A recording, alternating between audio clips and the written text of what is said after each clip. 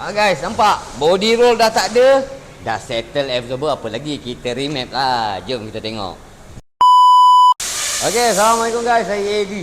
Hari ni Alphard lagi. Alphard model AGH3 Pro. Sebenarnya kereta ni datang kita custom absorber sebab berbuai-buai. So macam duduk dalam buaian. Okay.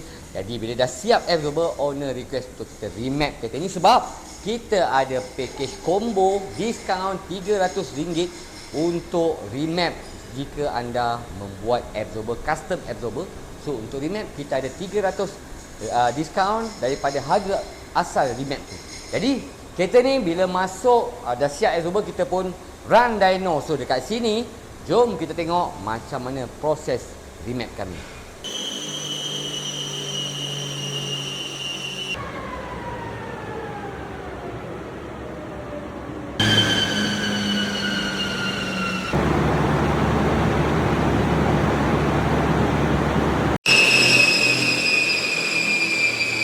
Okay guys, so itu ada proses untuk remap. Jadi you guys jangan risau, kita remap untuk safety mode ataupun safety stage untuk jaga gearbox dan enjin anda. Tetapi kita akan naikkan horsepower dan torque dan mengikut kemampuan kereta ni, mungkin bawah sikit daripada kemampuan yang sepatutnya dia boleh pergi. Sebab apa?